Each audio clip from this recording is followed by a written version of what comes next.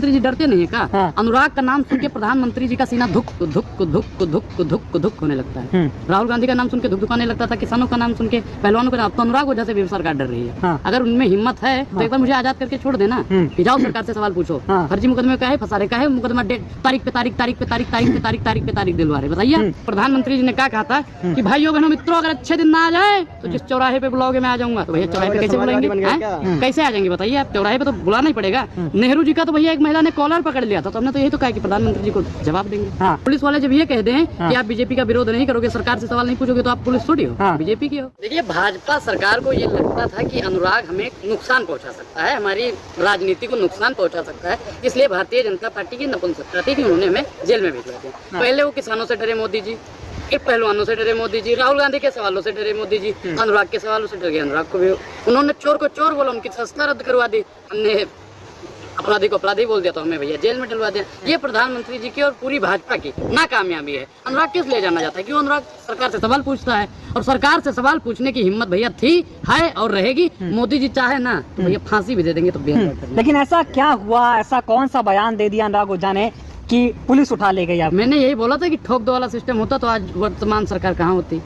पूर्ववर्ती सरकार में ठोक दो वाला सिस्टम नहीं ना था, तभी तो जैसा कि पापा गृह मंत्री बन गए थे, प्रधानमंत्री जी प्रधानमंत्री बन गए, उत्तर प्रदेश के माननीय मुख्यमंत्री जी मुख्यमंत्री बन गए। हमने यही तो पूछा था, इसी पे उठा लेके चले गए। रोजगार पे सवाल मत पूछो, शिक्षा पे सवाल मत पूछो, विज्ञान पे सवाल मत पूछो, संविधान पे सवाल मत पूछो, कुछ उनसे पूछो ही ना तो क्या पूछे कि मोदी जी आप खाना कैसे खाते हो, आम काट के खाते हो कि चूस के खाते हो, टॉनिक कौन सी पीते हो, ये पूछे। शर्ट में बटन किस कंपनी के लगा, खादी का कपड़ा पहनते हो कि नीलान का पहनते हो, क्या पूछे बताइए। लेकिन बताइए ना क्या हुआ था? ये भी हो सकता है कि मशहूर होने के लिए आप झूठी कहानी रच रहे हो, विस्तार से बताइए क्या हुआ था, कौन लोग आए थे उठाने, बताइए। झूठी कहानी लग रही है। आप जाके फैजाबाद कोर्ट में देखिए कि 3 मुकदमा चल रहा है, फर्जी मुकदमा नहीं चल रहा है। प्रधानमंत्री जी ने फर्जी मुकदमा लगवा दिया, अभी फर्जी है 505/2, 504, 506, पता नहीं कौन कौन सा मुकदमा लगवा रहे हैं। तो कह रहे कि भाजपा के खिलाफ मत बोलिए। एक चीज बताइए सर, आप प्रशासन, आप पत्रकार हो, आप ये तो नहीं तय करोगे कि मैं बीजेपी के खिलाफ बोलूंगा या आम आदमी के किसी के खिलाफ बोलूंगा। मेरी अभिव्यक्ति की आजादी है ना, आप मुझे रोकने वाले कोई नहीं होता। जो ले जा रहे थे वो कह रहे कि मोदी के खिलाफ मत बोलिए,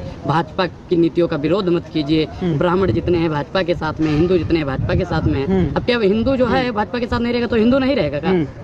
आपने बताया कि 7 पुलिस वाले थे, आए उठा ले गए, पिस्टल दिखाई आपको, एक्सयूवी गाड़ी से लेकर आए थे, पहले बताया नहीं कहाँ ले जा रहे, बाद में पता चला कि आपके ऊपर केस कर दिया गया, FIR। यहाँ पे हम बैठ के चाय पी रहे थे ना, तो तभी आई कि साहब बुला रहे हैं, सेल्फी लेनी है। तुमने कहा भैया चलिए साहब बुला रहे हैं, तो हमने सोचा साहब बुला रहे हैं। अब हमें क्या पता था साहब ने बुलवाया था कि साहब बुला रहे हैं। तो वहाँ पे जैसे हम गए, कह रहे कि हम क्राइम ब्रांच से, क्राइम ब्रांच। तुमने कहा भैया चलिए ठीक है, हम गलत नहीं है तो हम चल दिए। और फिर आगरा हाईवे पे जैसे गाड़ी चढ़ी, भाई डिग्गी में से सबका सामान सबके हाथ में पकड़ा दिया। फिर मैंने सोचा कैसा सामान वही ठोक दो, वो वाला सामान था, पिस्टल सबके हाथ में पकड़ा दी। तो मैंने सोचा कि ये बजरंग दल के लोग हैं। उन्होंने क्या मेरे ऊपर नहीं रख दी थी, लेकिन मैंने सोचा ये बजरंग दल के लोग हैं, अभी ये ठोक देंगे। फिर आगे टोल टैक्स पड़ा, वहाँ पे उन्होंने दिखाया अपना कार्ड, फिर मैं इत्मीनान से बैठ गया। उन्होंने रास्ते में खिलाया पिलाया भी, लेकिन वही है कि वो मतलब बीजेपी वाले लोग थे।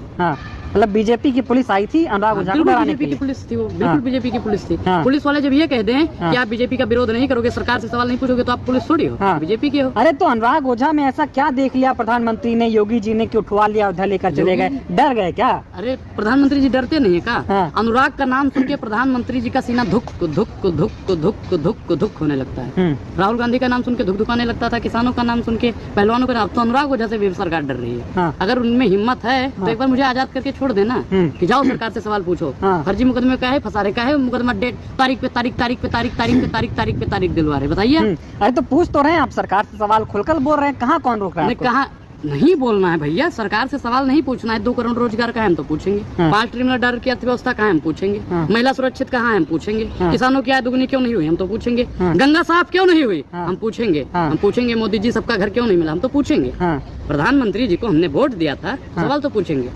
लेकिन इस देश में क्या लग रहा है, कैसा होगा? तानाशाही चल रही है क्या कि जो भी सरकार से सवाल पूछे उसको जेल में डाल दो? बिल्कुल यही चल रहा है तानाशाही भैया। इतना तो इमरजेंसी जब लगी थी इतना नहीं हुआ जितना इन्होंने कर दिया। जो डलहौजी न कर पाए काम कर देंगे और कमीशन दे दो तो भारत की एक संपत्ति को नीलाम कर देंगे। मेरा सब दुश्मन अर्पित न होगा दिल्ली के दरबारों में, मेरी जीवा चाहे कट जाए मेरी खड़े खड़े बाजारों में। भैया प्रधानमंत्री जी के सवालों से उनसे डरने वाला नहीं। हाँ, लेकिन ऐसा क्या है, प्रधानमंत्री तो अपने आप को कहते हैं ना कि मैं जनता के लिए काम कर रहा हूं, जनता गरीब परिवार से तमाम तरह की वो बातें करते हैं, तो इतना बुरा थोड़ी हो गया देश के प्रधानमंत्री की अनुराग ओझा जो है उसकी आलोचना करता रहे, बुराई करता रहे, गाली देता रहे। गाली मैंने उनको कौन सी गाली दे दी? हाँ। सवाल पूछना गाली लगता है? सवाल तो सब लोग पूछते हैं। हाँ। और प्रधानमंत्री जी ने 2014 से पहले ही बोला था कि लोकतंत्र को बचाना है, भाइयों बहनों मित्रों, तो सरकार से सवाल पूछो। पूर्ववर्ती पहले प्रधानमंत्री जी क्या कहते थे कि वर्तमान सरकार महंगाई की मां नहीं ले रही, तो हम तो वही तो पूछ रहे मोदी जी, महंगाई की मां क्यों नहीं लेते हो, बेरोजगारी की मां क्यों नहीं लेते हो, महिला सशक्तिकरण क्यों नहीं लेते, बोलिए आप। हाँ, कह रहे कि अनुराग ओझा कहता है प्रधानमंत्री को ऐसे मरोड़ देंगे, पकड़ के खींच लाएंगे चौराहे पे। एक चीज बताइए, तो ये गलत नहीं है, इसका पुलिस नहीं ले जाएगी। एक चीज बताइए, हमने कहा है, लेकिन प्रधानमंत्री जी ने क्या कहा था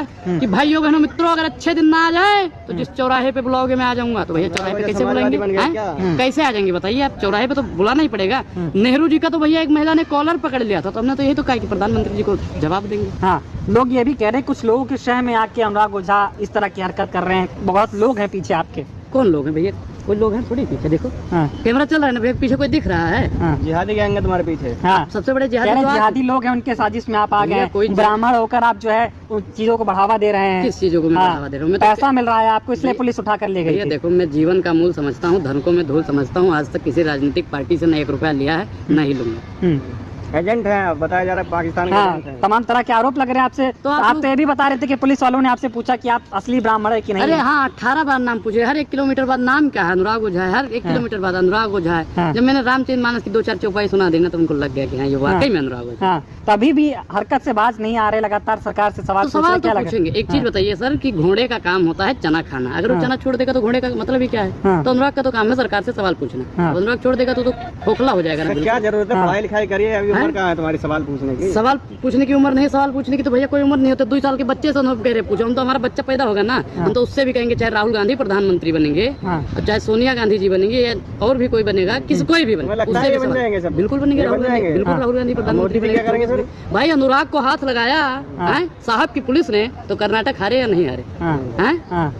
तो अगर किसी को भी सुनिए और गलती से दोबारा हाथ लगा दिए तो 24 पूरा हार जाएंगे, मैं लिख के दे रहा हूँ। अभी डर नहीं लगता है क्या कि फिर और कोई कार्रवाई हो जाएगी? जब तक जेल में या कह रहे 7 लोग आए थे भी गोली मार देते ना थके हैं पाँव कभी, ना ही हिम्मत हारी है, जज्बा है परिवर्तन का, इसलिए आज भी सब बागेश्वर वाले बाबा की तरह बात कर रहे हैं अभी। वो कह रहे हैं हमें पता था ट्रेन हादसे का।